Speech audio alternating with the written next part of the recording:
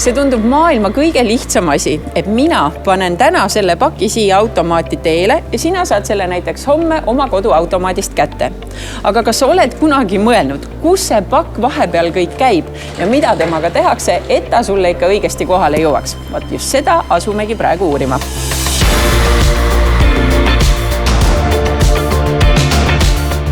See siin on Angela ja mina olen täna tema õpilane. Nüüd me näeme päriselt, kuidas need pakid siis ühest kohast teise liiguvad mingi eriti vägeva sõidukiga, on ju? Lähme vaatame, näitame, ma ei tea, kuidas see käib.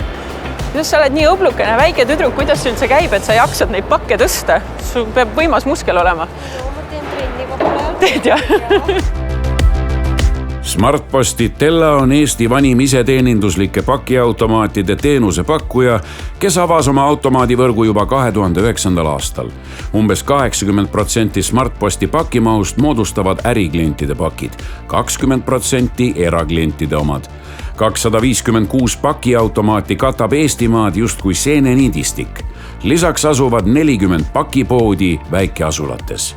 Kui kaua sa Smartpostis juba töötanud oled? On saab varsti 1,5 aastat täis. Kas sa tead ka mitu kilomeetrit sa päevas autoga sõidad või on need kuidagi, kuidas need marsruudid korraldatud on? No, viimasel ajal sõitnud sellist põhiringi nagu Pirita ja Viimsi kanti just. Ja sellega saab siis 3 ringi teeme. 100 kilomeetrit on üks ring, ehk siis 300 kilomeetrit päevas. Wow. Kütus kindlasti on üks suur kulukomponent, ka meie mõistes ja samamoodi ka jalajälje mõistes, et ka ütleme, pakiautomaat oma iseloomult tegelikult ise on ju tegelikult väga keskkonnasäästlik variant, et kas sõita nüüd siis ühe paki pärast viia ühte kohta 100 pakki või viia ühte kohta siis nagu üks pakk, et seal on väga suur vahe sees, et tellitakse just riideid, siis see on selline kergem kaup. Ja kui seal vahepeal on nagu juhtub just Maardusse mingid piduriklotsid, siis ei ole kõige hullem just, kui on sorteeritud ilusasti. Et vahetevahel võib juhtuda, et on terminalist tulnud niimoodi, et need piduriklotsid on seal 4. kasti kõige üleval, siis on natukene raske. Ma ise pean ennast väga kõvaks logistikuks, sest ma majandan ära väga mitu erinevat eluvaldkonda, aga tõenäoliselt sellises ettevõttes jääksin ma täitsa hätta. Kuidas te toote neid kulud võimalikult optimaalseks? Tarneahel kui selline on väga lai mõiste, et meie jaoks hakkab kõik pihta ikkagi meie klientidest ja meie kliendi prognoosidest. Et kliendid siis igakuiselt või lausa pikemalt ette või lühemalt annavad teada oma prognoosidest meile, millest lähtuvalt siis meie teeme oma plaane. Veoringide optimeerimine toimub meil igapäevaselt vastavalt siis täpselt kliendi mahtusid, et sellest tulenevalt ka ei ole kivisse raiutud, palju meil igapäeva kullerid sõidab. Et kui vaja, siis me kärbime, kui vaja, paneme juurde ja samamoodi siis tegelikult ka optimeerime vastavalt automaatide täitmiste arvu seost. Ka meie eesmärk on aastaks 2030 jõuda süsinikneutraalsuseni, et hetkeline eesmärk on siis 10% aastas vähendada oma jalajälge. Ja selleks on meil tegelikult täna suureks abiks Neste, kellega koostöös me tegelikult siis kasutame nende taastutoorainetest toodetud diislit. Logistlikud saavad igapäevaselt tegelikult jälgida, kui palju pakke on hetkel pakiautomaadis, kui palju on siis tellimusi sinna tehtud sinna automaati kokku ja kui palju siis tegelikult on neid pakke, mis on juba liini pealt läbi käinud, aga veel on automaati sisestamata, ehk siis ka seda osa me näeme. Meil on oma metoodika, kuidas me siis oma pakiautomaatide asukohtasid ja ennekõike uusi asukohtasid defineerime, et võimalikult ligidal olla kliendile ja võimalikult suure kasutajamugavusega siis lõpptarbija jaoks nii saatmiseks kui paki saamiseks. No, mis kõige jaburamad asjad on, mis sa selle 1,5 aasta jooksul näinud oled? Ma kujutan, et piduriklotsid on niisugune suht igapäevane asi. Tegelikult küll. Vahepeal olid relvakapid millegi pärast.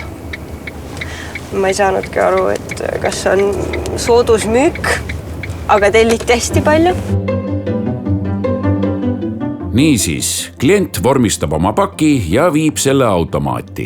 Logistik koostab samal ajal kõiki tegureid arvesse võttes marsruudi. Õigel hetkel võtab kuller selle automaadist peale ning toimetab selle sorteerimislattu. Seal loeb robot pakilt triipkoodi ja edasi liigub see justkui imeväel õigesse sorteerimissahtlisse, kust inimene ta uue kulleri jaoks uude kasti aitab. Pane tähele, kaasaegsed pakiliinid on ehitatud sedasi, et pakk ei kuku mitte kusagil. Smartpostil on kahesuguseid pakiautomaate, mida mina olen näinud. Ühed on sinised ja teised on valged. Ma arvan, et need värvid ei ole nagu juhuslikud, nad raudselt erinevad kuidagi. Vastab tõele, et mõlemal juhul saab tegelikult teha paki saatmist ka iseteeninduses. Et see on tegelikult kliendi jaoks võib-olla isegi kõige mugavam moodus ja seda me väga soovitame. Siis sinise puhul tegelikult saab siis ka seda paki saatmist vormistada siinsamas pakiautomaadis koha peal siit samast konsoolist. Ehk siis valgesse automaati saad paki viia ainult siis, kui selle iseteeninduses vormistad. Sinisesse saab paki vormistada lisaks iseteenindusele ka koha peal. Siiski, kui vormistad paki iseteeninduses, pääsed näiteks kleepeka väljaprintimisest ja seegi on keskkonna mõttes väärt tegu. Valged automaadid, mis on muuseas sobilikud ka vaegnägijatele, võimaldavad personaalse kapi lausa ööpäevaks ära broneerida. Aga sinise puhul on jälle siis selline väike eelis võib-olla, et kui sul vähemasti siis sellesse ühte pakiautomaati, kuhu sa oled tulnud, et sinna see mingil põhjusel ei mahu, kas pakiautomaat on täis või ei ole vastava suurusega kappi saadaval, et siis sa võid minna siis teise sinisesse. Okay. Ja väike erinevus on ka selles, et valge puhul on tõesti see aeg väga piiratud, et sa pead selle paki siis viima automaati ikkagi 1 päeva jooksul, aga sinise puhul kehtib see 30 päeva, kui sa oled selle paki ära vormistanud. Smartpostist käib ühe keskmise kuu jooksul läbi üle 500 000 saadetise. Üks aspekt on hoida pakiveo sõidukulud võimalikult optimaalsed, kasutada sorteerimiskeskustes taastuvenergiat ning leida teisigi lahendusi, kuidas pakiveo teenus jätkusuutlik hoida. Teisest küljest on aga tarvis klienti harida. Nii leiab mitmete Smartposti automaatide kõrvalt selle aasta algusest Tango nimelisi kappe, kuhu saab panna Eesti ettevõtete loodud korduvkasutatavaid pakendeid.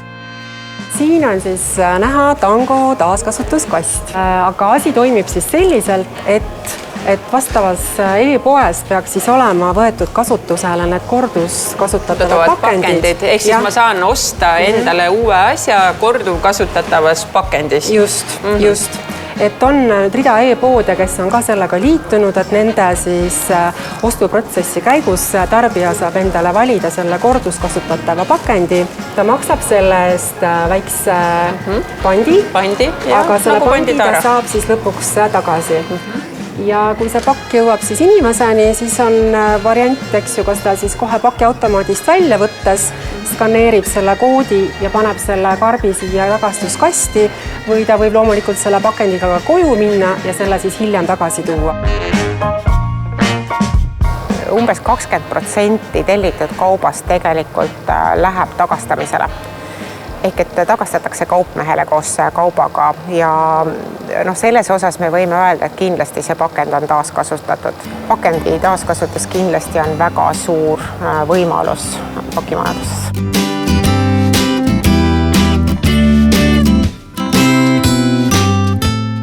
Kas see on hästi pakitud pakk sinu jaoks või? No, tead mis, ma ei tea täpselt, kuidas siin sees see näeb välja. See võib olla kergelt petlik, et on ainult kile. Okei. Aga meil avanes juba? Jaa. Läheb teele? Jaa. Üks viis, kuidas klient saab ise saadetiste sujuvamale teekonnale kaasa aidata, on neid õigesti pakkida. Kindlasti tuleks vältida ümbrikuid. Et me näeme hästi palju inimesi saatmas korterivõtmeid või veel mingisuguseid väikeseid asju kirjaümbrikus. Et kuigi meie liinil ei ole mingisuguseid rulluvaid osasid, siis ikkagi need väikesed ümbrikud kipuvad jääma kuhugi vahele ja kipuvad jääma tegelikult ka teiste pakkide külge kinni. Ja teine aspekt muidugi on see, et õrnad asjad tuleks ikkagi kas siis mullikile sisse või lisapaberi sisse pakendada, et meie kodulehel on ka kõik pakendamise juhendid olemas ja kunagi ei tee paha muidugi pakile kirjutatud saaja andmed, saatja saaja andmed, kuigi täna me tegelikult pakiga ilma nendeta kohale toimetame ja sellega ilusti hakkama saame.